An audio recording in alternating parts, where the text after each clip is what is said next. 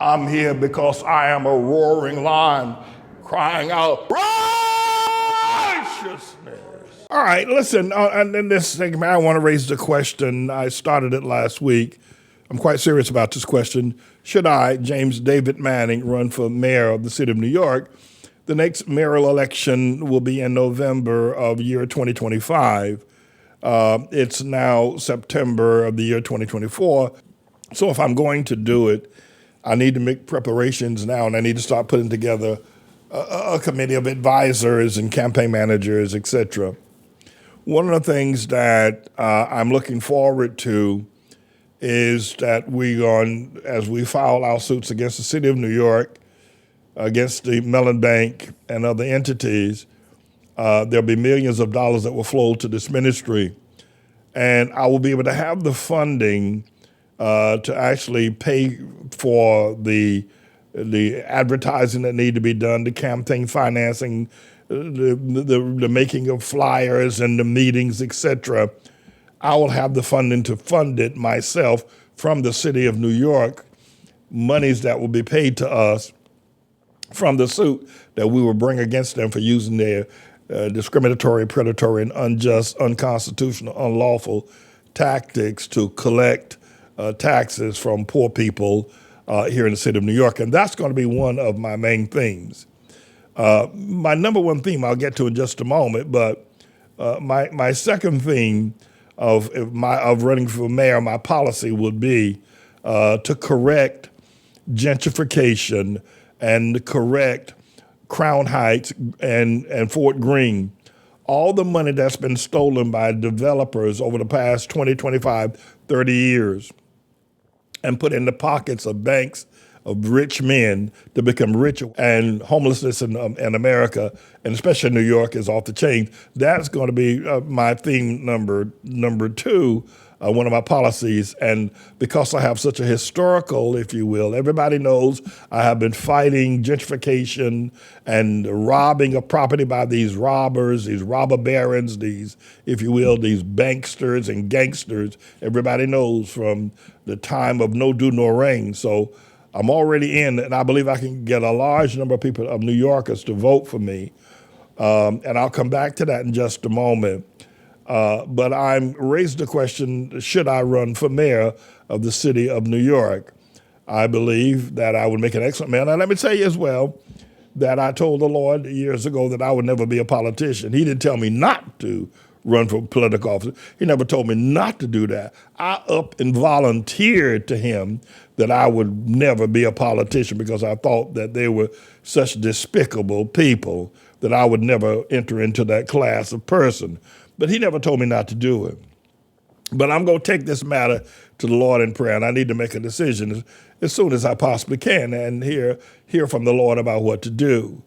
But my number one issue would be to run against Mayor Eric Adams, who I think is perhaps one of the most poorly equipped and corrupt mayors since Mayor Ed Koch, going back to the third Koch administration, that there's never been a mayor, even going back to the times when there was corruption in New York City, there's never been a mayor as corrupt as Eric Adams. And the reason why he's corrupt is because he's a criminal at heart. There's just some people, politicians, who have to raise money for campaigns and take bribes and do all of that, but they're not necessarily corrupt at all.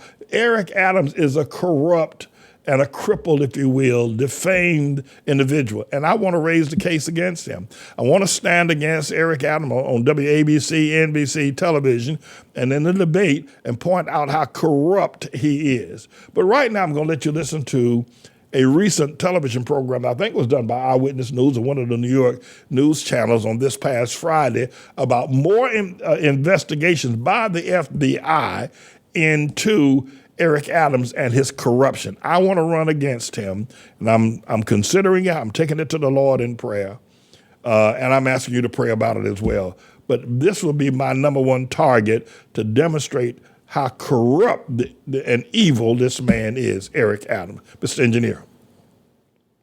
A sprawling federal investigation tonight focusing on senior officials in New York City Mayor Adams' administration.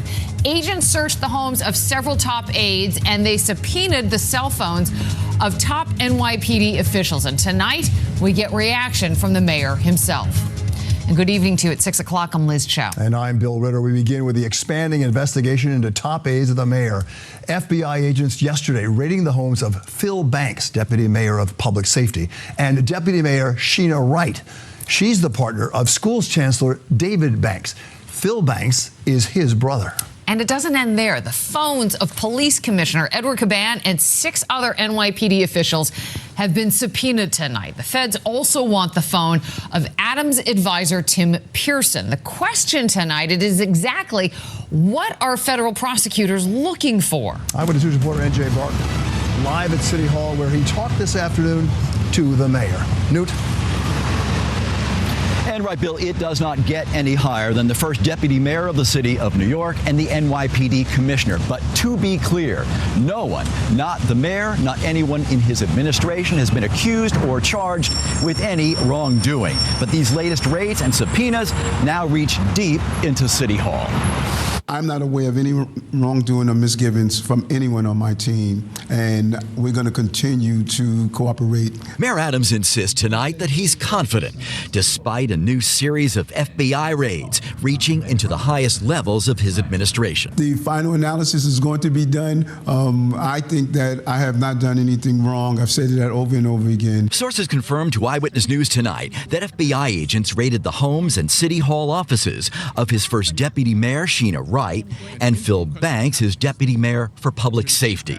Banks' home in Queens was searched at dawn yesterday, as well as Ms. Wright's home in Upper Manhattan. Those same sources also confirm that agents with subpoenas searched the office of NYPD Commissioner Edward Caban, seizing his phones as well as phones and electronics of half a dozen other police officials. The exact nature of the investigation could not be confirmed late this afternoon, and it was not clear whom is being targeted by the Justice Department. However, sources say that the raids are unrelated to an ongoing investigation into Mayor Adams' 2021 campaign. Those questions date back to November, when FBI agents raided the home of the mayor's chief fundraiser, part of an investigation into whether the 2021 campaign received donations and illegal gifts from citizens and government officials in Turkey. FBI agents have already seized the mayor's phones as part of that investigation. Does that alarm you that it may be taking on another dimension? And if not, why not? I think the most important thing that I must do is to send the right message to my team and all the employees in the city. We're going to comply with whatever rules, and we're going to follow the law. Veteran political consultant Hank Scheinkoff says the stakes for the mayor are high. Either this is the greatest corruption scandal since the third Koch administration, which is the most corrupt administration since Jimmy Walker, or it's nothing. That's what we're going to be seeing over the next few months. Well, there's been no comment so far from any of those subpoenaed this week. No comment tonight from the U.S. Justice Department. Now, whether the mayor is a target of this latest investigation, and it appears for the moment he is not, this is not a good look for the administration with just over a year to go before the election. Let me say this. The FBI does not investigate to clear you. The FBI doesn't seize your 2 cell phones, your iPad. The FBI does not raid at 6 o'clock in the morning with a knock on the door of your chief campaign financier in Brooklyn, who's a 24-year-old woman. The FBI does not raid the homes of 2 of your, if you will, aides that live in the Bronx, New York, at 6 o'clock in the morning, confiscate all their computers, all their records. The FBI does not stop the mayor of the city of New York entourage riding around in his vehicle with his police protection, tell his police protection to stand down, seize the mayor's telephone, seize his iPad, send him on his way. The FBI does not call or subpoena the phone records of the chief of police of the city of New York, the police commissioner, on behalf of an investigation related to the mayor of the city of New York, Eric Adams. The FBI don't subpoena the chief of police record. The FBI does not subpoena the persons that you just saw if they were trying to clear Eric Adams. Let's be clear about what we can be clear about. No, there's something big brewing on this boy. And I can tell you where it's all come from, and that's the reason why I need a debate. I want to get on the debate stage with Eric Adams, microphone to microphone, camera to camera, with an interviewer. Eric Adams' problem started with a fellow by the name of Lamar Whitehead, a Bishop Lamar Whitehead, who was a con artist from way back when, pastor of a member of 15-member church, driving around in a $500,000 automobile, and says that he got robbed, and he and his wife were wearing over $1 million in jewelry the day that the robbers came into his 15-member church and robbed it. And he and his wife together got on that. Eric Adams and this Bishop Lamar Whitehead, the guy you see there with his arms around Eric Adams like he's trying to kiss him, they have been involved in a relationship, and I'll just leave it at that for the time being. I've said more about it previously, but I'm reserving my language now because I do plan to debate Eric Adams. But when Lamar Bishop, who got sentenced to 10 years for fraud, he's a convicted felon. He was a convicted felon while Eric Adams was hanging out with him. He's been a second-time convicted felon, swindling one of the members of his church out of $90,000 and another member of his church out of $500,000. He was convicted a couple of months ago in federal court and sentenced to 10 years in prison. But Bishop Lamar Whitehead began to give up the information he knew about Eric Adams. And that's where all this is coming from. That's where it's all coming from. So I thought that I would raise that as an issue because I'm considering running for mayor of the city of New York. I believe I'd be a good mayor. We had a fellow by the name of Oberia Dempsey going back many years ago. Remember Oberia Dempsey? They used to call him the mayor of Harlem. And the city of New York, I think one of the mayors gave him a gun and a permit and made him the mayor of Harlem. And years ago when Harlem was Harlem, they used to have a mayor of Harlem. I seriously think I can make an excellent mayor. I do. Now, this is part one of Should I Run for Mayor? I had a segment the other day, my considering. Now, again, I want to state that the Lord never told me not to become a politician. I said it because I thought that state of lifestyle was just far beyond anything I'd want to do. Even if I was in the street, I wouldn't want to be a politician. But I believe that we're going to get money from the city of New York, and we're going to use millions of those dollars to finance our campaign. To run for the city of New York, I won't have to take up any campaign contributions whatsoever. All the funding will be ran through. Well, let me put it this way. I may initially need campaign funding. I haven't made my mind up. The Lord hasn't spoken to me. I'm not directed. I'm raising a question. I think a question as major as this ought to be raised. But primarily what I'd want to do is to revisit the past 30 years of the robbing of poor people's property through a process called gentrification and the New York State tax or New York City tax lien law. I would love to be able to have that as item number two of my policy item number one. But in terms of my credibility, reputation, and why New York City needs a mayor and need to disqualify people like Al Sharpton, who took $800,000 in cash from a group of Jewish bankers at the Cotton Club several years ago after Freddie's fire.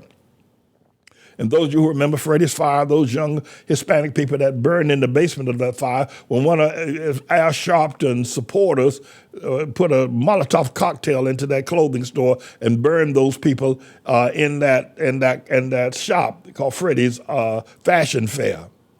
He took $800,000 involved from Jewish bankers and said, y'all can take Harlem, you can put people out of their house, you can take them to court, evict them from the house, foreclose on their property, put them in shelters, and I'll never raise my voice against it again. Also in Fort Greene, Bedford-Stuyvesant as well. And David Dinkins was in on the deal, and I debated, well, I didn't debate David Dinkins, but David Dinkins was at a meeting and we with the president of Columbia University, and I spoke very wildly, very powerfully, rather, I suppose, against those two.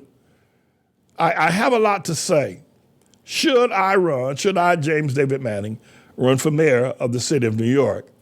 Now, I'll have more to say about this as we take this matter before the Lord in prayer. But New York City needs a fresh breath of air, needs a new direction. And I believe that I can provide it. It's just a matter of whether or not the Lord will say yea and amen to my going forward to do it. Stay tuned, everybody. This is my second appeal regarding my running for the mayor of the city of New York. There's a whole lot more to come.